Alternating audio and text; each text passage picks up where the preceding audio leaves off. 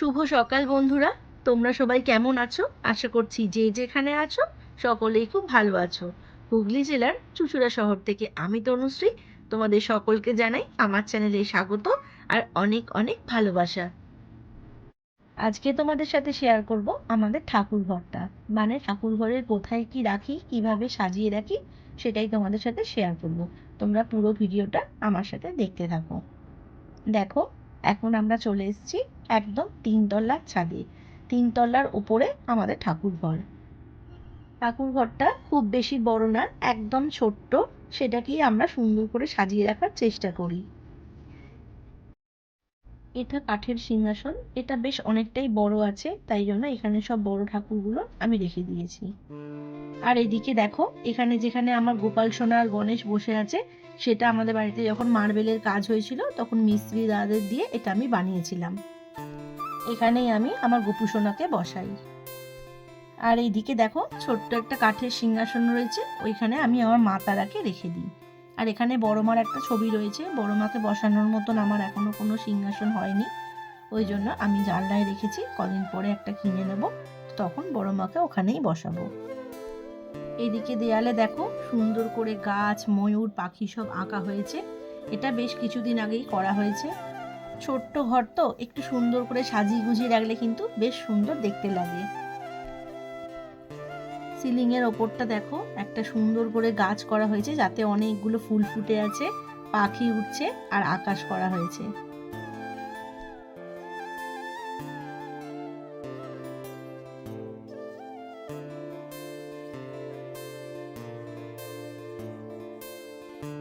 এই কাঠের আলমারিটা দেখছো, এই আলমারিটার মধ্যে আমার সমস্ত ঠাকুরের জামা কাপড় আমি ওর মধ্যে রেখে দিই।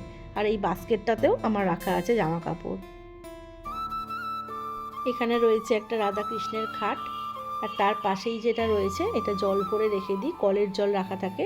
আর এই কৌটোটা দেখছো, এই কৌটোটার মধ্যে ঠাকুরের যে প্রসাদগুলো হয় সেগুলো প্রতিদিন এখানে আমি রেখে দিই। আর এই সিংহাসনের তলায় একটা বাস্কেট করা আছে, এখানে সমস্ত ঠাকুরের খাবার দাবার, ধূপ, প্রদীপ এগুলো সব রাখা থাকে। আর এটা দেখো, আমাদের ঠাকুর ঘরের সঙ্গেই ছাদ, ছাদেই একটা কল লাগিয়ে রাখা হয়েছে। এখানে ঠাকুরের ঘর পোছার জল, তারপরে থালা বাসন ধোয়া এখানেই আমি করে নিই। তো চলো ঘরটা এবার মুছে নিই।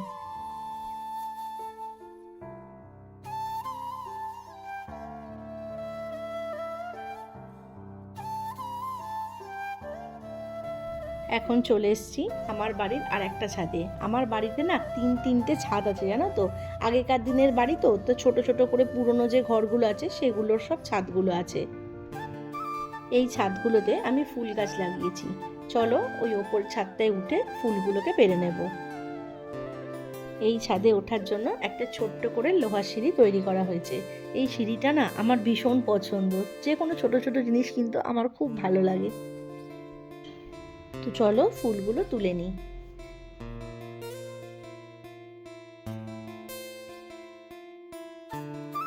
বন্ধুরা, তোমাদের আর একটা জিনিস দেখাই। এই যে বাড়ির ছাদটায় দেখছো না, এই পায়রা দুটোকে, এরা কিন্তু অল টাইমই এখানে বসে থাকে, জানো তো। সারাদিন এই ছাদের মধ্যে ঘোরাফেরা করে। আর এই যে খুপড়ি মতো দেখছো, ওইখানগুলোতে রাত্রির বেলা আর বৃষ্টি পড়লে না ঢুকে যায়।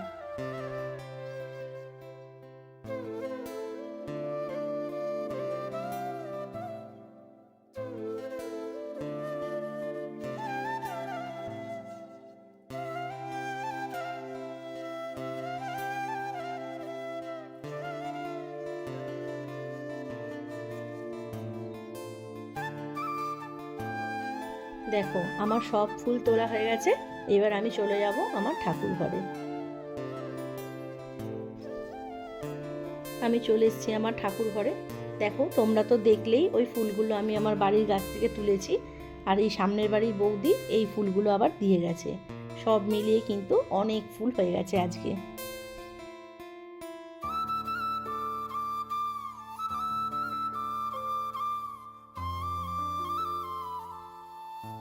তো দেখো বন্ধুরা, এতক্ষণ তো আমি তোমাদেরকে ঠাকুর ঘরটা শেয়ার করলাম। এবার তোমাদেরকে দেখাবো আমি কিভাবে আমার ঠাকুরকে পুজো দিই।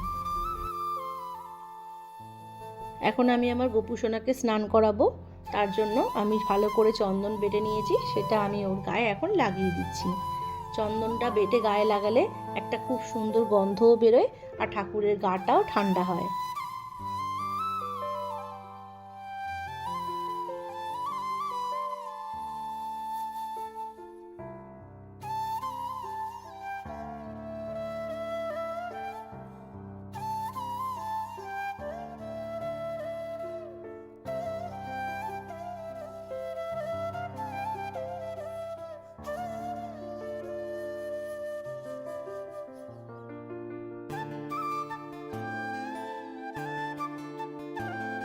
আমার গপু স্নান হয়ে গেছে, এবার ওকে মুছিয়ে দেব।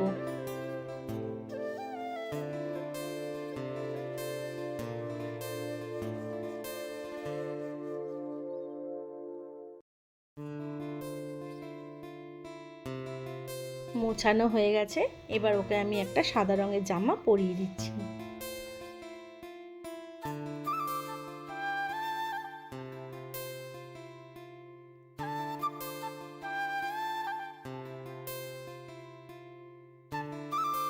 ওর পছন্দের মালাও আমি ওকে পরিয়ে দিয়েছি। এবার চুল আর মাথায় পাগড়িটা পরিয়ে দেব। দেখো পুরোপুরি সাজুগুজু হয়ে গেছে। আর আমার গোপাল সোনাকে কেমন লাগছে তোমরা কিন্তু অবশ্যই জানাবে। আর এদিকে দেখো আমি আমার রাধাকৃষ্ণকেও স্নান করিয়ে জামা কাপড় পরিয়ে দিয়েছি। এবার সিঁদুরটা আর চন্দনটা ওদেরকে পরিয়ে দিচ্ছি। জানো তো বন্ধুরা, আমি কিন্তু পুজোর কোনো নিয়ম জানি না।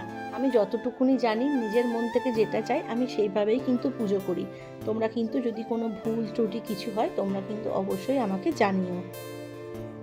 এখানে আমি আমার মহাদেবকেও স্নান করিয়ে নিয়েছি আর মা লক্ষ্মীকেও স্নান করানো হয়ে গেছে। সেটা তোমাদেরকে ভিডিও করে দেখাইনি। এখন আমি ওর শাড়িটা ওকে পরিয়ে দেবো।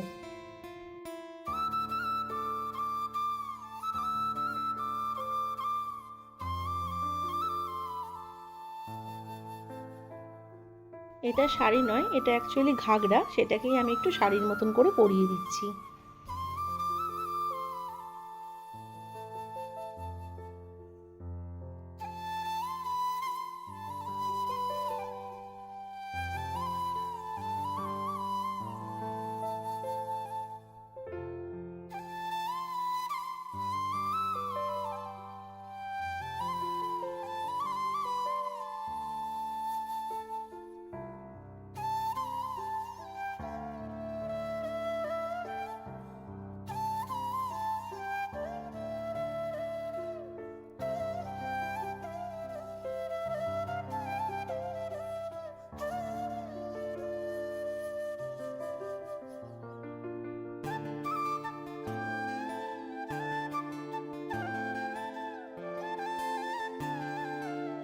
দেখো বন্ধুরা, মা লক্ষ্মীকে ঘোমটাটা দিয়ে কিন্তু খুব সুন্দর দেখাচ্ছে।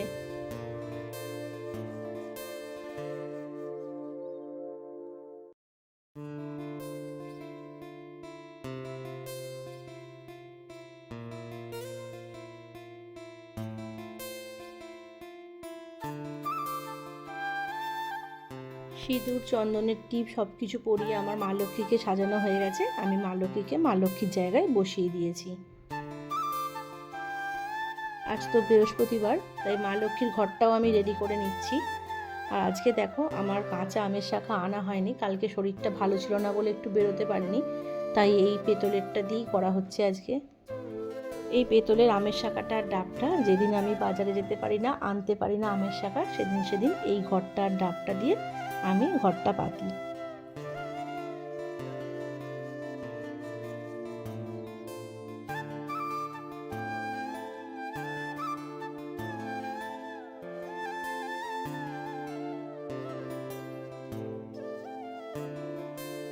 দেখো ঘরটাকে সাজিয়ে আমি মা লক্ষ্মীর সামনে বসিয়ে দিয়েছি।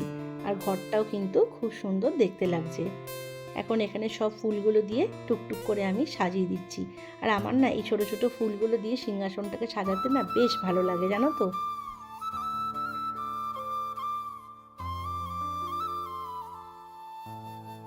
দেখো আমার সাজানোও হয়ে গেছে আর আমি আমার ঠাকুরকে ভোগ নিবেদনও করে দিয়েছি। এখন আমি আমার গোপুসোনাকে আয়না দর্শন করিয়ে দিচ্ছি। গোপুসোনা কেমন করে সেজেছে ওকে একবার করে আমি রোজ দেখিয়ে দিই। দেখো বন্ধুরা কি মিষ্টি লাগছে আমার গোপু সোনাকে। চলো এবার আরতিটা করে নেব।